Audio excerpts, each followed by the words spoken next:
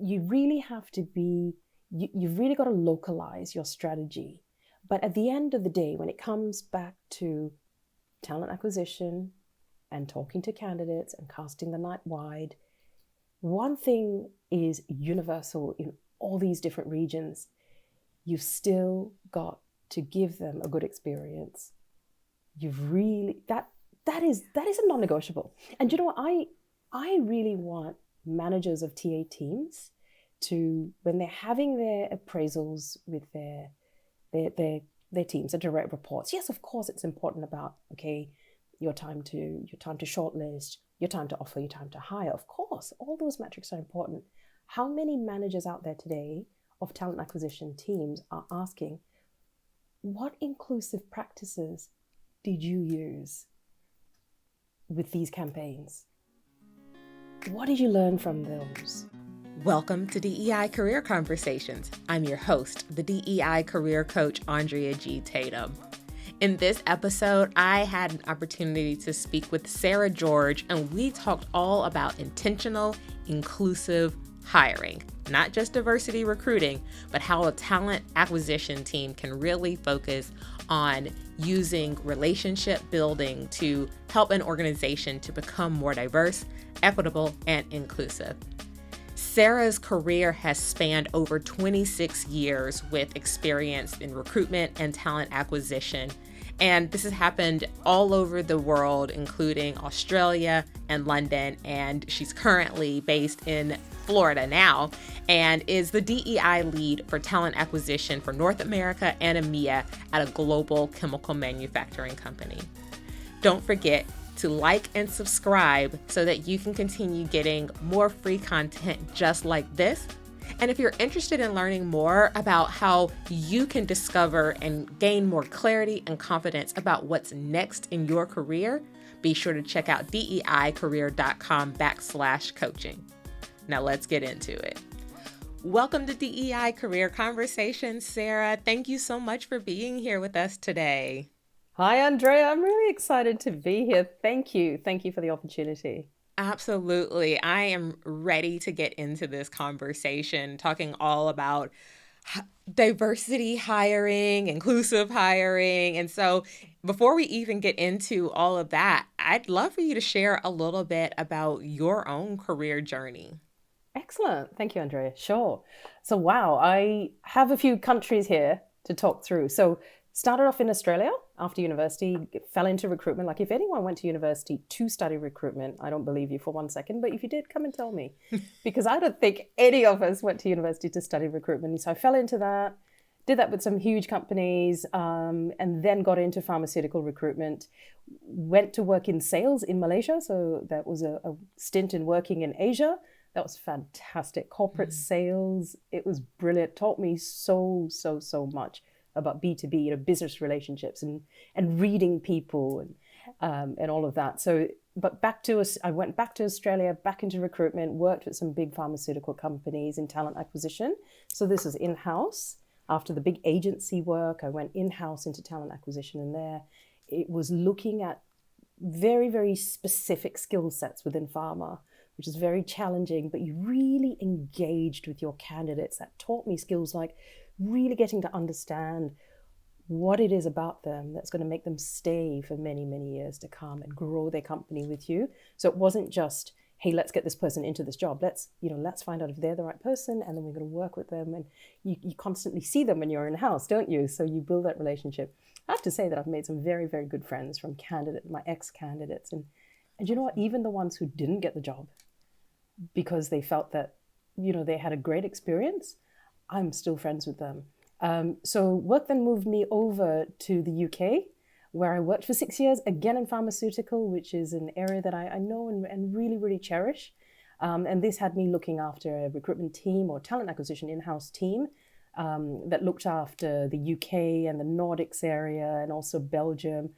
So that was such a great few years for me, because I looked at doing things in such a different way, the same skills, but developing them. And somewhere in there towards the end of my time in the UK, I got more involved in DEI.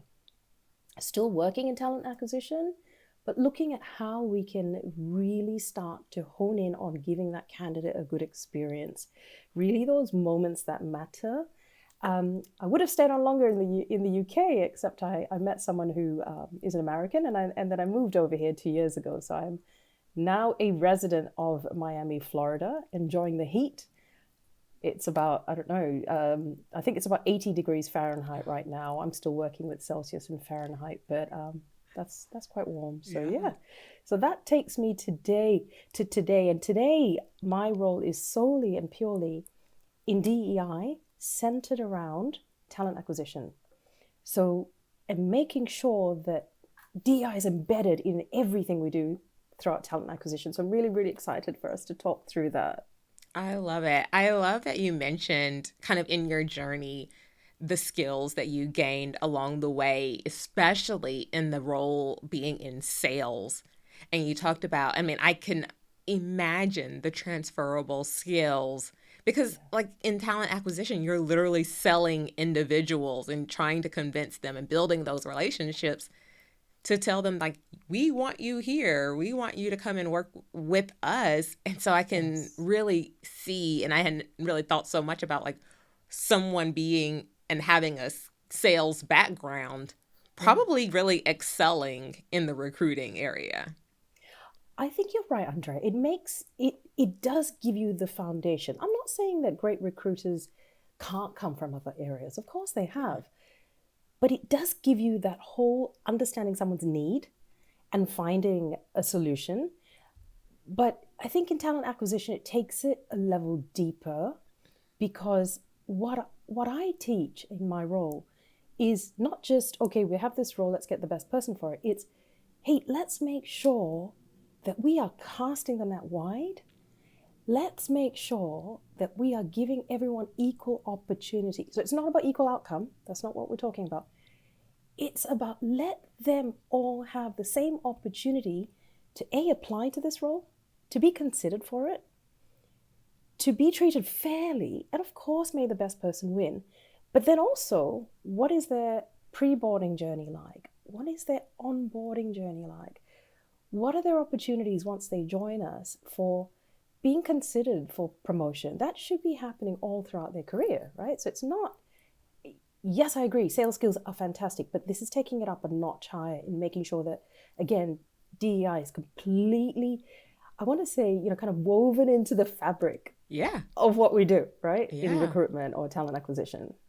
I love that. Well, so in thinking about taking it that, kind of step further and thinking about the role of talent acquisition plus DEI, oftentimes where people go with that is they say, okay, well, we need to start a diversity recruiting, campaign. We need to really be focused on diversity recruiting. I have my thoughts about the entire phrasing of that and everything, but I'd really love to hear when someone comes to you and says, you're the DEI person, we really want to focus on diversity recruiting. What's your reaction and what's your response to that? I love it, Andrea, because I think you and I are aligned on this. It's like, are people seriously calling it diversity recruiting? As opposed to what? Homogeneity recruiting? Every recruitment should be reaching out to diversity, to diverse people. And diversity means difference, right?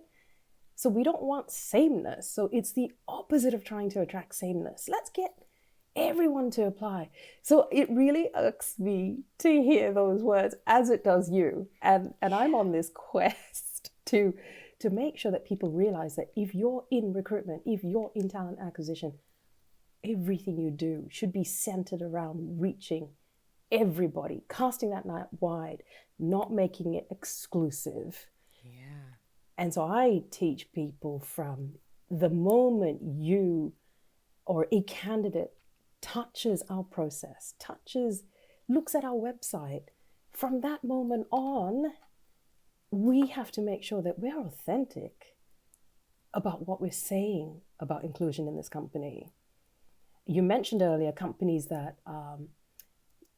kind of, react to something external, react to something out there that's happened. And then all of a sudden we've got this goal. And that's a place to start. Yeah.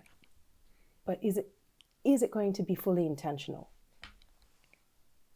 Intentional is like my favorite word. It's really my favorite word in this whole conversation, because for me, I'm like, when you talk about diversity recruiting, it really creates an environment in which someone can create a picture or a narrative in their mind that someone who may be other is only there based on their identities. That oh, well, you're a diversity hire because we have a diversity recruiting program, so you're a diversity hire.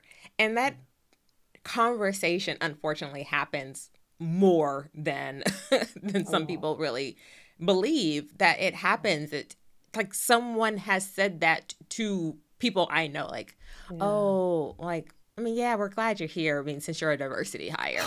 And that makes you feel really special, doesn't it? Feel real included, really like you have a sense of belonging, like you're going to be an additive versus you're a checkbox. And I think that in the conversation around DEI, this is part of where things go left. Like people are just like, well, I don't want to do DEI because they have this idea that diversity recruiting means only hiring certain people who look a certain way. So I'd love to hear your thoughts on that. Like, as we have to navigate this conversation around that, what are your thoughts? Particularly given the climate today, I always remind the teams I work with, it is not about the outcome. It is making sure that you're intentional. There's a lovely I word that we like. It's about you being authentic as a talent acquisition person. Now, I know what it's like. I've done talent acquisition for, I don't know, too long, 26 years, something ridiculous like that. I know it inside out. And I know how busy it can get. I've been there. I know when you've got 20 recs, and these are huge recs, and you've hung up from one phone screen, and you've got another 3 you need to do, and you've got a shortlist because we're all metrics driven. I get that. You know, it's all about time to shortlist, time to offer, time to hire. Speed is the love language. I heard someone famous say, speed is the love language of the hiring manager. I get that. But what I'm trying to impart and what we all should be looking at in talent acquisition is, let's be authentic in our approach. Let's put ourselves in the shoes of the candidate. Do you remember, maybe some of us don't remember, it was so long ago when we went through an interview process. There are so many nerves that go into even applying to a job.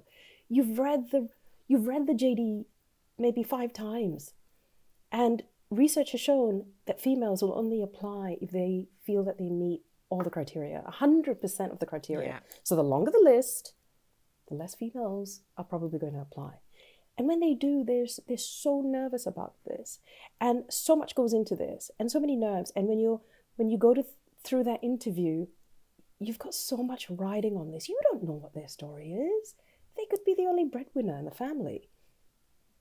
They could be losing a job. You just don't know. Their partner could be losing their job. And so much stress and anxiety goes into being a candidate. And I think we forget that as recruiters. And I try and bring back hey, let's really take a step back and really try and understand what they're going through. I'm not talking about having a consulting session with them to really get into what they're feeling, but just put yourself in their shoes. So that means you need to be authentic with them.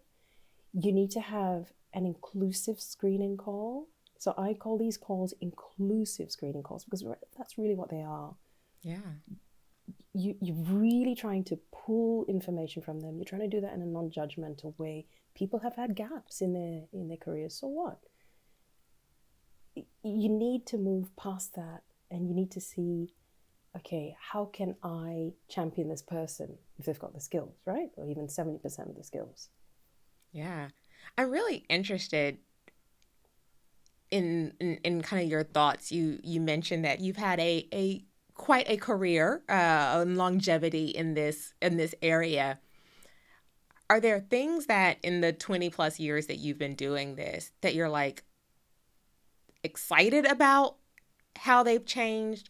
Do you feel like nothing has changed? Do you feel like what's the feeling? Because like how industries evolve, Yes. But I would say from the outside looking in, right? This is me. And as a career coach, it's something I feel like I often hear from my clients who are just like, I'm frustrated with the process of recruiting and going through this and the number of rejections and not getting feedback or whatever it is. And they're like, nothing has changed. I've been in the workforce for all these years in the process. So what are you seeing that maybe you're wishing could change for the better, or you have seen change for the better already over the course of your career in talent acquisition? Yeah, that's a great question, Andrea. When I was trained back in the day by the large companies, it was about speed, it was about the fill, right? And really, when you took they weren't even called strategy calls. When you took your intake call, I hate that word, intake call with your manager, you were just basically listening to this wish list and going, okay. Oh, you want them to be a unicorn. Oh, a purple unicorn with orange polka dots. Sure, I'll go look for that for you. That's how we were trained we're talking aeons ago. What I've seen change, which has been fantastic, is that talent acquisition has had a seat at the table, and it's becoming increasingly more. That's brilliant. Companies realize the importance of this, of having this dedicated function that actually lives and breathes your culture, and because they're the first face of your company, whether or not they're your permanent staff, whether or not your talent acquisition people are on your payroll, it doesn't matter. They represent you to the face. Oh, they represent the face of your company to the candidate, right? Yeah. So I think we've got a bigger seat at the table, which is great. I do think there's a lot of work that continues to need to be done. Callback rates still not great. Now, I can go through and talk about callback rates for certain slices of the community less than others. Callback rates for certain names ending, with a last name that denotes a certain, certain type of person less.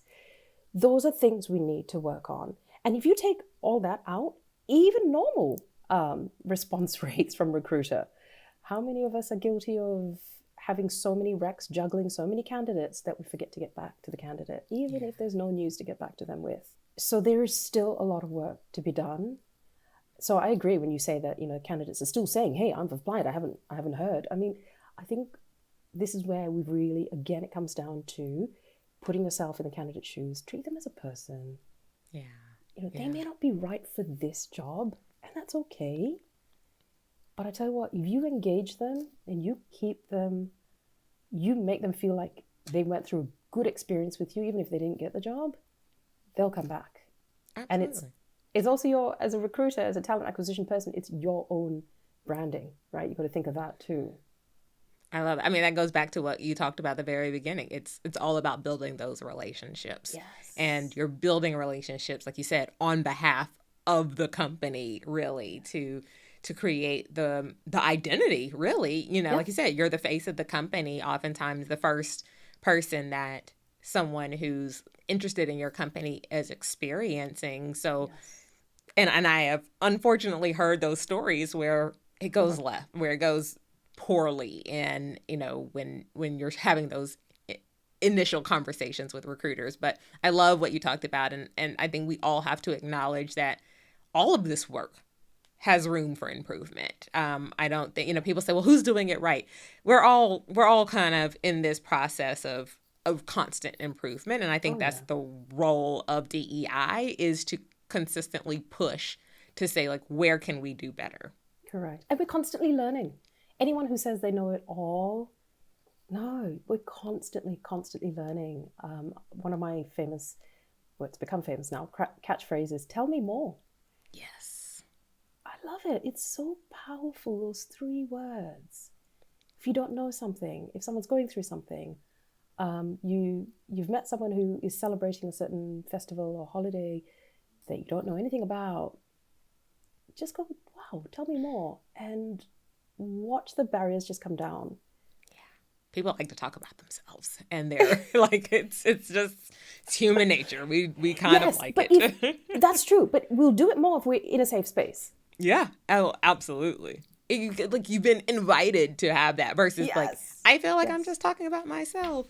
So I want to pivot slightly and kind of talk about you mentioned in your intro your own journey, having lived in various countries, done this work, in the Australia and the UK, working with EMEA, and in your current role, you work both with North America and kind of across EMEA in that kind of talent acquisition space. And so we talked about some of the unique challenges just of talent acquisition, but when you think about it, either from like a global role or from a role that's not just focused strictly on North America, US, what additional challenges do you face when it really comes to having this eye on DEI with that more kind of globalized, global-centric approach? So I think we run into issues when we assume that we can take ideas and a strategy that's, say, born in, say, North America and simply use a lift and shift to other regions.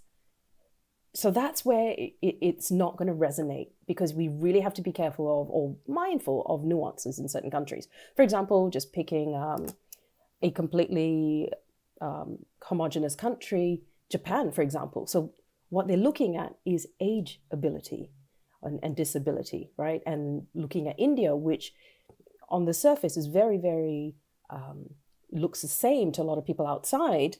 It's actually not. So it's got different religions. It's got hundreds of different languages and races amongst there.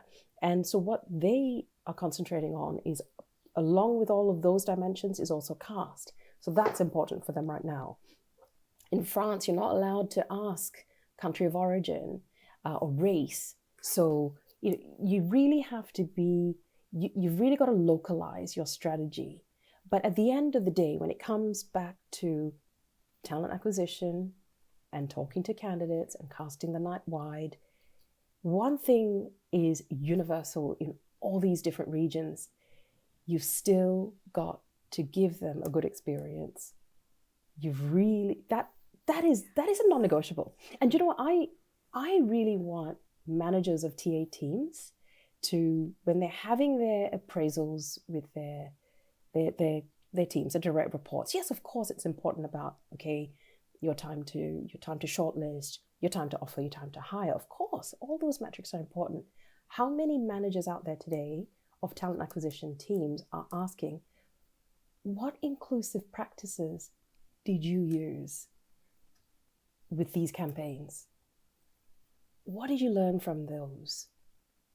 What has the candidate feedback been with regards to how inclusive the company was, or how inclusive our process was? Those are the questions that talent acquisition managers need to be asking. And that can be done universally, every single region. Yeah.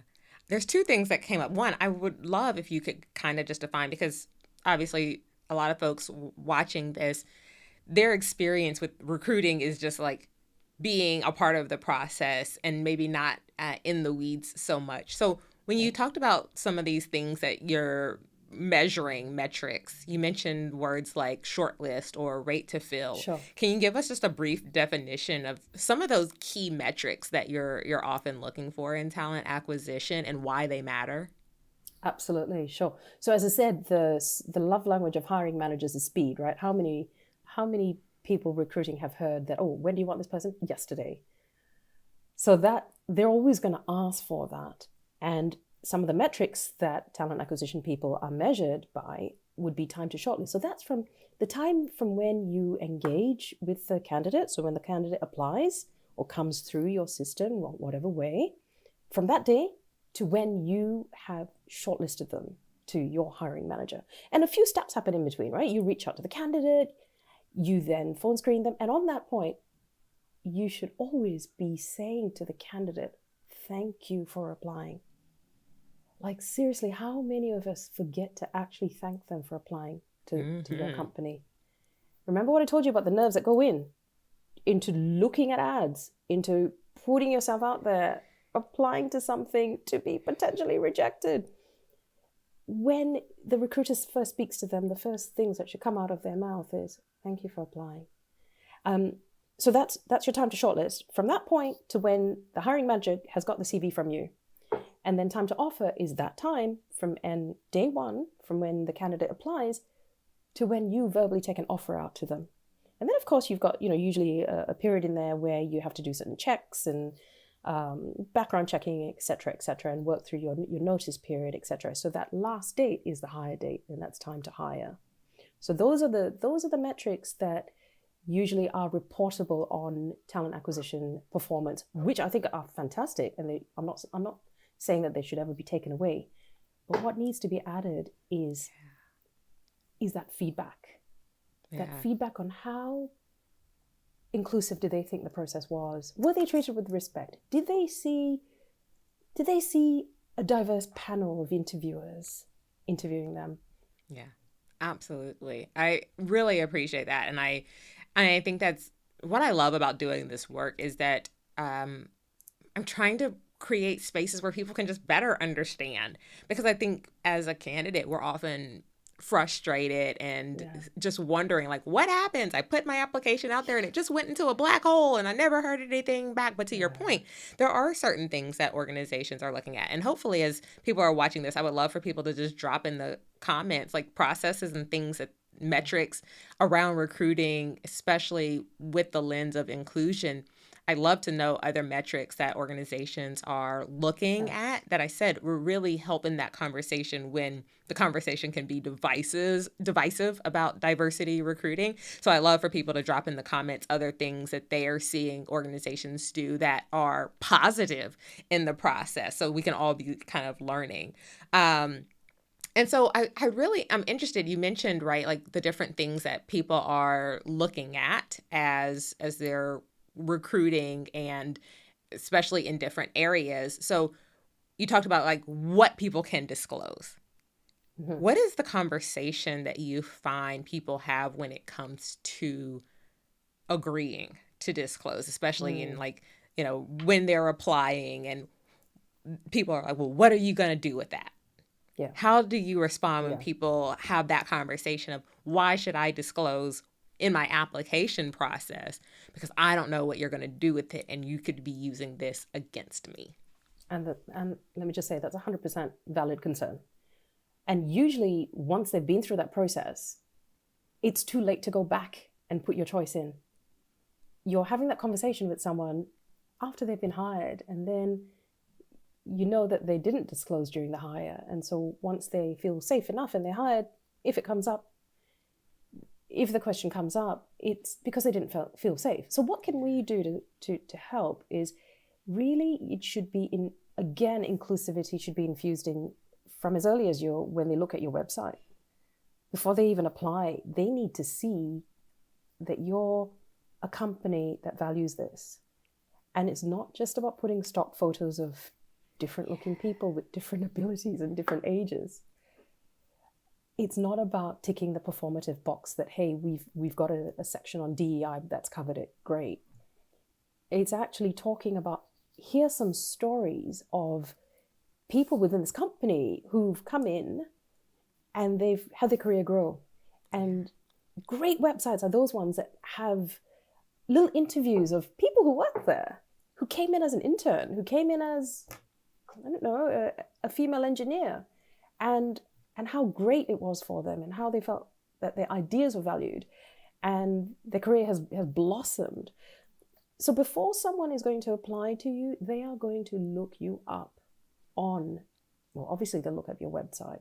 They're going to look you up on Glassdoor as well. So it comes back to that favorite I word, intentionality, right? You've got to be intentional with the way, what your comms are to the candidate. If a candidate's applying through an applicant tracking system, which automatically asks them to disclose or choose not to, it's not compulsory, right? They can also opt out.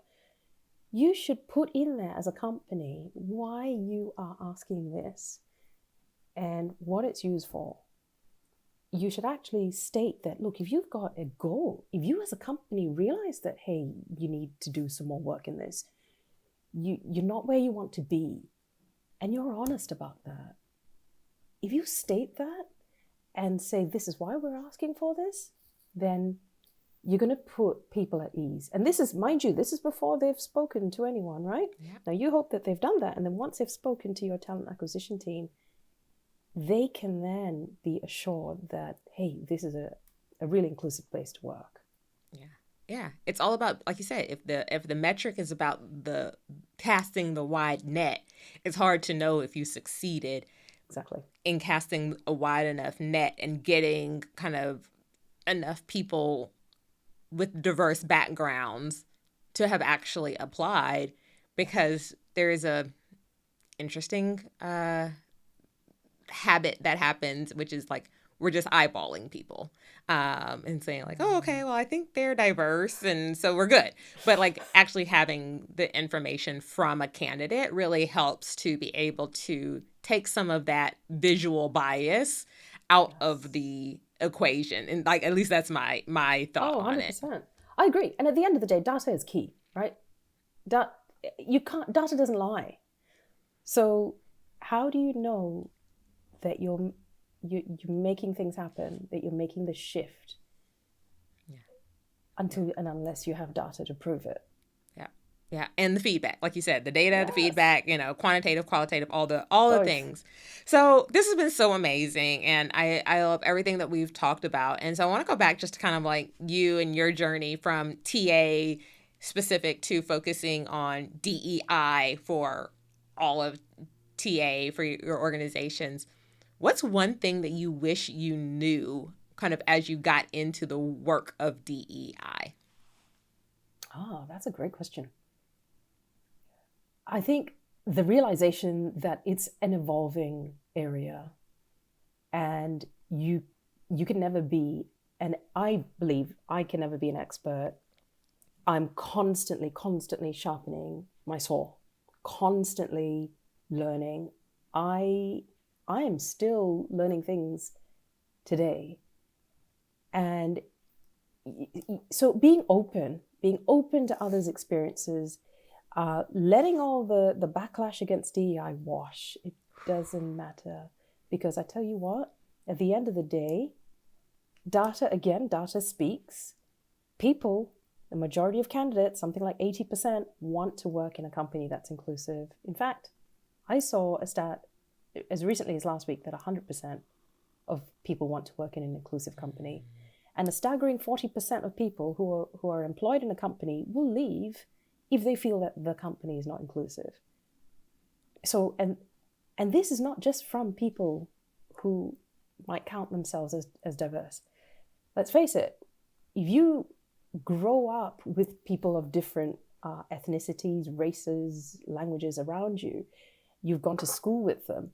When you do go into the workforce, you're kind of used to seeing that, and you want to see that in your workplace. And if you come into one that doesn't have that, I don't know how comfortable you'll feel. You'd be like, well, hang on, something's not right here.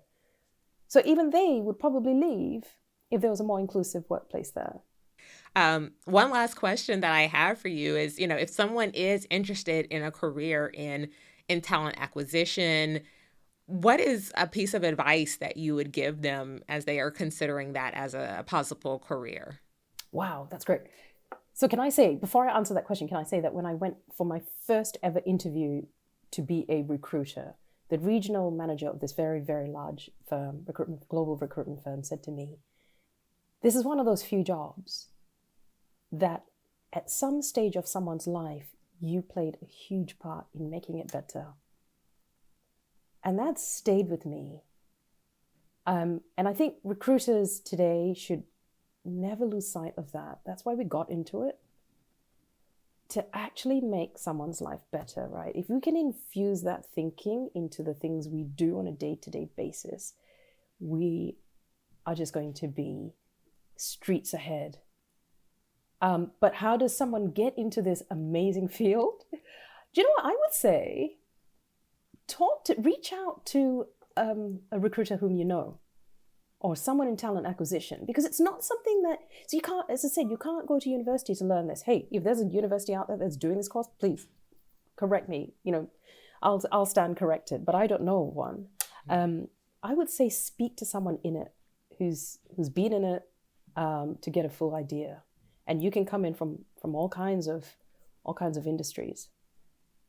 Yeah, I love that. And that's what this is all about, is being able to take the skills and experiences that you've gained. You talked about like from sales and from other careers, and think about ways that as an individual, you can contribute to an organization in helping them to be more diverse, be more equitable, and be more inclusive. And so even though the role of talent acquisition doesn't specifically always say diversity recruiter, there's so much work that can be done in the talent acquisition space to support the work of DEI. And it's incredibly important that they're always like hand in hand, I think. 100%.